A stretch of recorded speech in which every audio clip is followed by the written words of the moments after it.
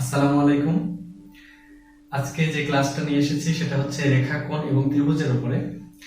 এই ক্লাসটা আসলে 18তম শিক্ষক নিবন্ধন প্রস্তুতির জন্য তৈরি করা হয়েছে, কিন্তু এই ক্লাসটা এমন ভাবে তৈরি করা হয়েছে যেন 18তম শিক্ষক নিবন্ধন পরীক্ষার প্রস্তুতির পাশাপাশি 46তম বিসিএস এর প্রিলি পরীক্ষা এবং অন্যান্য সকল সরকারি চাকরির এমসিকিউ পরীক্ষার জন্য রেখাকোণ এবং ত্রিভুজ থেকে যত প্রশ্ন আসতে পারে সবগুলোর একটা কম্বাইন্ড ক্লাস তৈরি করা হয়েছে।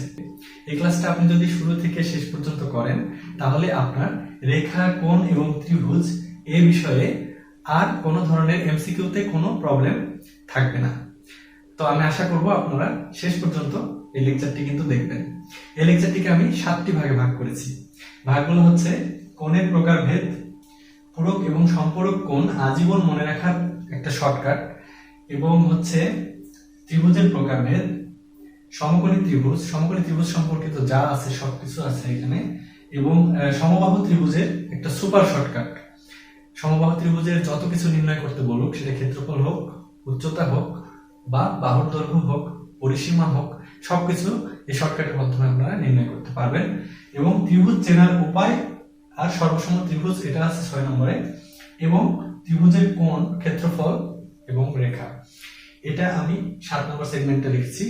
তাহলে এই যে 7টা সেগমেন্ট, এই 7টা সেগমেন্ট আপনি যদি পুরো ক্লাসটা করেন, প্রতিটি সেগমেন্ট থেকে বিসিএস নিবন্ধন এবং অন্যান্য সকল সরকারি চাকরিতে যেসব এমসিকিউ গুলো এসেছে সবগুলো এমসিকিউ আমি এর মধ্যে দিয়ে দিয়েছি। এবং এই ক্লাসটা সম্পূর্ণ করার পরে আশা করি আপনাদের রেখাকোণ এবং ত্রিভুজ বিষয়ে আর কোনো ধরনের প্রবলেম থাকবে না।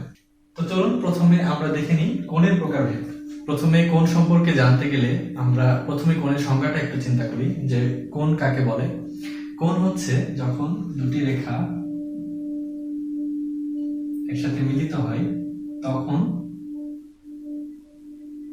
কোণ উৎপন্ন হয়। এই কোণটা হচ্ছে কত প্রকারের কোণ হতে পারে সেই কোণগুলো আমরা আগে প্রথমে দেখে নিই। চলেন প্রথমে যে কোণটা দেখবো সেটা হচ্ছে সমকোণ। আচ্ছা, সমকোণ হচ্ছে যখন দুটি রেখা পরস্পরের উপরে লম্বভাবে আপতিত হবে। লম্বভাবে মানে 90 ডিগ্রি কোণে, আমরা সবাই জানি, সেটাই হচ্ছে সমকোণ। তো যখন দুটা রেখা লম্বভাবে আপতিত হবে তখন যে কোণ উৎপন্ন হবে এই কোণটা হচ্ছে 90 ডিগ্রি বা সমকোণ। এখানে কিন্তু কোণ উৎপন্ন হচ্ছে 4টা, এখানে একটা, এখানে একটা, এখানে একটা, এখানে একটা, 4টা সমকোণ উৎপন্ন হচ্ছে। দুটি রেখা যদি পরস্পর লম্বভাবে আপতিত হয় তাহলে 4টি সমকোণ তৈরি হচ্ছে। এখন এই যে কোণটা উৎপন্ন হলো সেটা হচ্ছে সমকোণ। আর সমকোণের চেয়ে ছোট যে কোণ সেটা হচ্ছে সূক্ষ্মকোণ। আমরা একটু দেখি, এটা যদি সমকোণ হয় এর চেয়ে যদি একটু ছোট কোণ হয়, যদি আমরা বলি এই কোণটা, এটা হচ্ছে সূক্ষ্মকোণ। তাহলে সূক্ষ্মকোণ হচ্ছে এখানে হচ্ছে 0 ডিগ্রি আর এটা হচ্ছে 90 ডিগ্রি। 0 ডিগ্রি থেকে শুরু করে 90 ডিগ্রি পর্যন্ত এখান থেকে যত কোণ আছে এই প্রত্যেকটা কোণ হচ্ছে সূক্ষ্মকোণ। কিন্তু এক্স্যাক্টলি 90 ডিগ্রি হওয়া যাবে না। এক্স্যাক্টলি 90 ডিগ্রি হলে সেটা সমকোণ হয়ে যাবে। তাহলে আমরা বলতে পারি যে সূক্ষ্মকোণ হচ্ছে এমন একটি কোণ যেটা 0 ডিগ্রির চেয়ে বড় এবং 90 ডিগ্রির চেয়ে ছোট। 0 ডিগ্রির চেয়ে বড় এবং 90 ডিগ্রির চেয়ে ছোট হলে যে কোণগুলো পাবো সেগুলো হচ্ছে সূক্ষ্মকোণের আন্ডারে পড়বে, মানে সেগুলো হচ্ছে সূক্ষ্মকোণ। এবং এটা রেঞ্জ হচ্ছে 0 থেকে 90 পর্যন্ত। এখন যদি 90 হয়ে যায় এক্স্যাক্টলি তাহলে সেটা হচ্ছে সমকোণ। এরপরে যদি 90 ডিগ্রি থেকে আরো বেড়ে যায় তাহলে সেটা হবে স্থূলকোণ বা বড় কোণ বা মোটা কোণ, সেটা হচ্ছে স্থূলকোণ। স্থূলকোণটা হচ্ছে 90 ডিগ্রি থেকে বড় এবং 180 ডিগ্রি থেকে ছোট। 180 ডিগ্রি হচ্ছে এখানে, মানে 0 ডিগ্রির অপোজিট হচ্ছে 180 ডিগ্রি। তাহলে 90 ডিগ্রি থেকে 180 ডিগ্রির মধ্যে যে কোণ সেগুলো হচ্ছে কি কোণ? সেগুলো হচ্ছে স্থূলকোণ। তাহলে আমরা উদাহরণ হিসেবে যদি বলি, তাহলে স্থূলকোণ যদি আমরা বলি 90 থেকে 180 এর মধ্যে, তাহলে যদি বলি 100 ডিগ্রি, তাহলে এই 100 ডিগ্রিটা কি হবে? স্থূলকোণ না সূক্ষ্মকোণ? অবশ্যই 100 ডিগ্রিটা স্থূলকোণ হবে। আর যদি আমি বলি 50 ডিগ্রি, তাহলে এটা কার মধ্যে পড়ছে?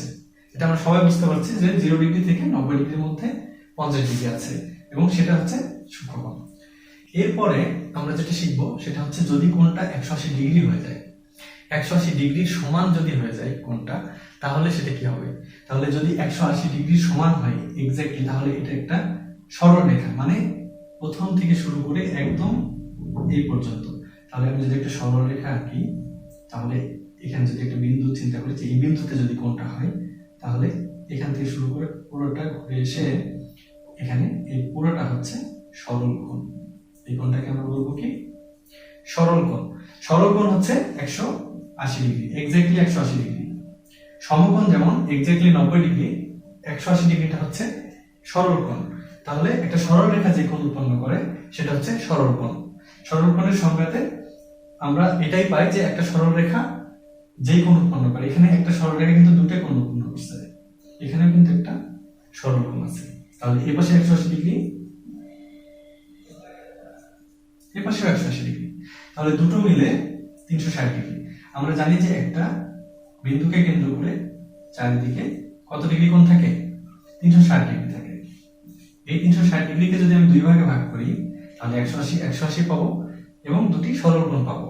আর যদি 4 ভাগে ভাগ করি, তাহলে কি পাবো? 4টা সমকোণ পাবো। প্রতিটি কোণের মান হবে 90 ডিগ্রি। ঠিক আছে, পুরো ক্লিয়ার? ওকে, তাহলে এরপরে যে কোণটা আমরা শিখবো সেটা হচ্ছে প্রবৃদ্ধ কোণ। আচ্ছা, এরপরে যদি 180 চেয়ে বড় হয় কোণটা, তাহলে কি হবে?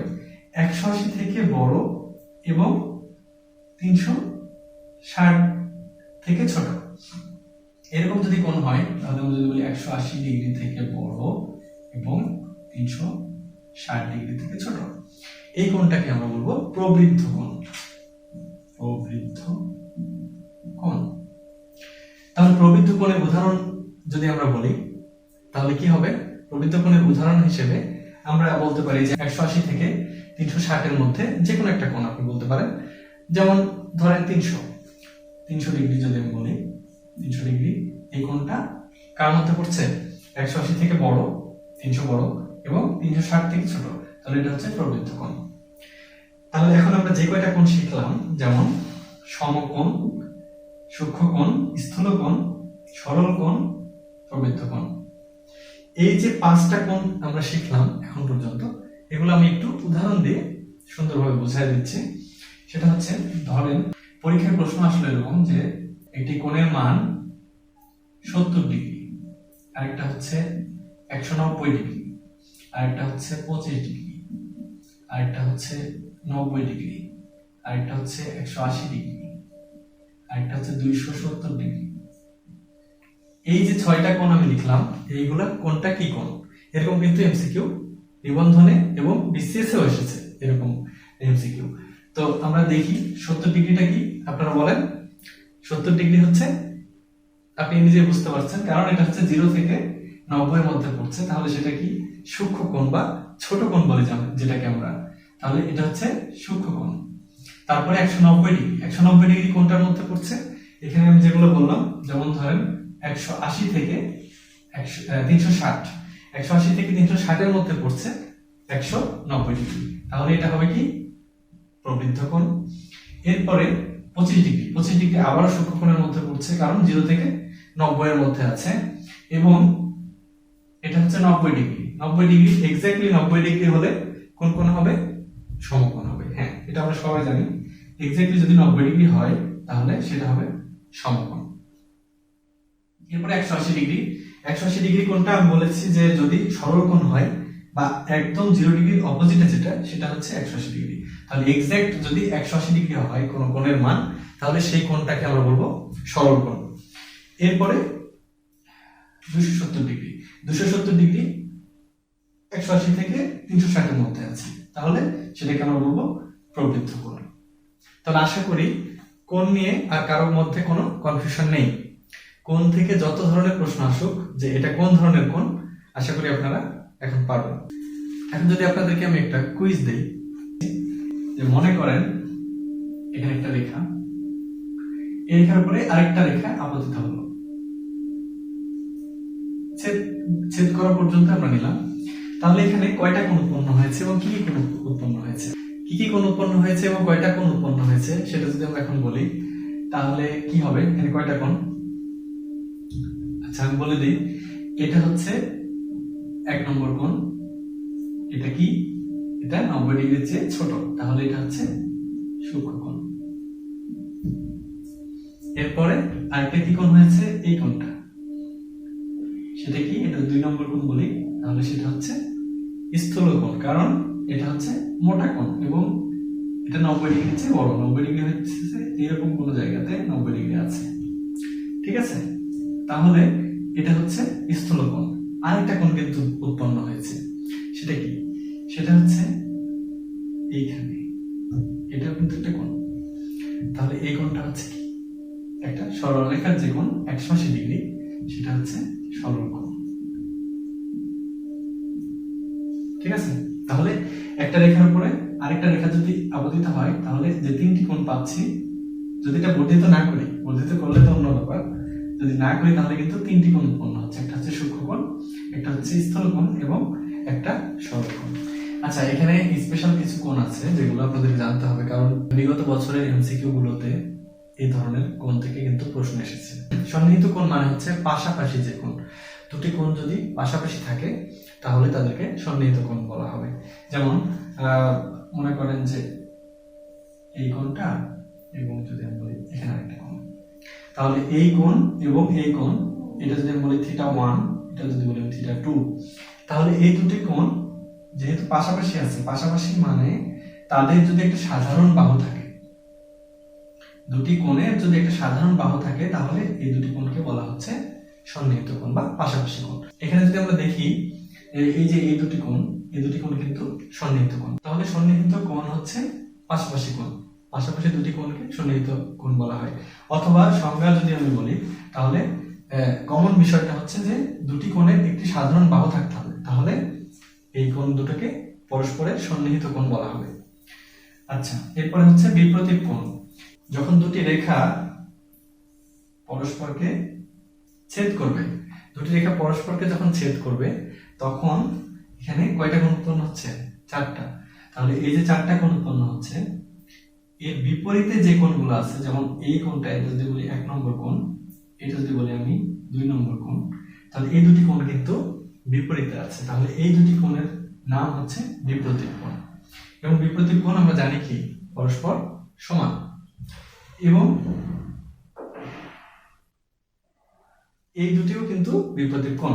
এটাকে যদি আমি বলি 3 নম্বর কোণ এবং এটা যদি বলি 4 নম্বর কোণ, তাহলে এই 3 এবং 4 আর 1 এবং 2 এরা পরস্পরের বিপরীত কোণ। এবং আমরা কোণ হিসেবে বলতে পারি যে কোণ 1 সমান কোণ 2 এবং কোণ 3 সমান হচ্ছে কোণ 4। তাহলে বিপরীত কোণ ক্লিয়ার?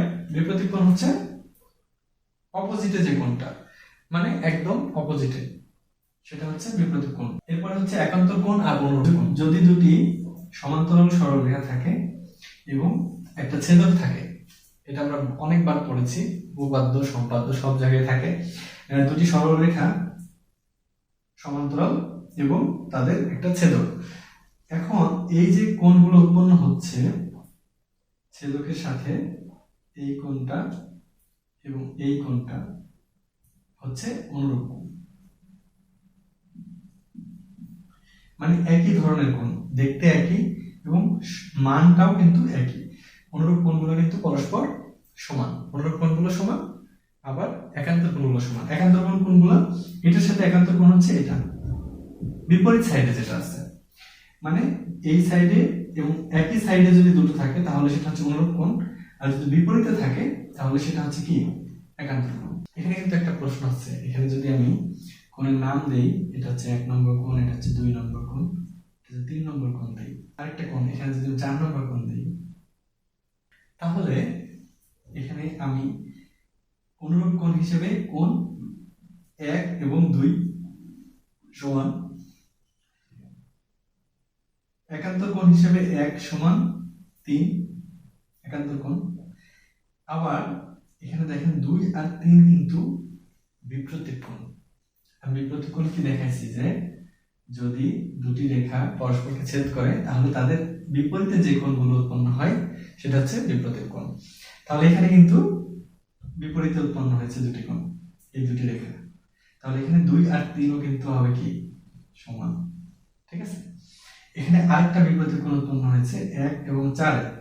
তাহলে এখানে 1 এবং 4 এগুলো কিন্তু সমান, ঠিক আছে। আচ্ছা, এখন বাকি থাকছে পূরক কোণ আর সম্পূরক কোণ। তো পূরক কোণ আর সম্পূরক কোণটা নিয়ে 2 নম্বরে কিন্তু আমরা আলোচনা করব। লেকচারের যে 2 নম্বর আউটলাইন ছিল সেটা হচ্ছে সম্পূরক কোণ এবং পূরক কোণের একটা সুপার শর্টকাট। সো সেই শর্টকাটটা আমরা দেখব, অসাধারণ একটা শর্টকাট। এই শর্টকাট দেখার পরে পূরক আর সম্পূরক কোণের মধ্যে যে ভেজাল লাগে যে কোনটি 90 কোনটি 180, অনেক কনফিউশন আছে, এই কনফিউশন কিন্তু আজীবন আর থাকবে না। যতদিন আপনার ব্রেন কাজ করবে ততদিন আপনি এটা ভুল করবেন না এই শর্টকাটটা দেখার পরে। আচ্ছা, কোণের প্রকারভেদ নিয়ে আমি পূরক কোণ এবং সম্পূরক কোণ ছাড়া অন্য যে কোণগুলো আমি বললাম এগুলোর উপরে বিগত বছরগুলোতে এমসিকিউ পরীক্ষায় যেসব প্রশ্ন এসেছে সেগুলো আমরা এখন সমাধান করব।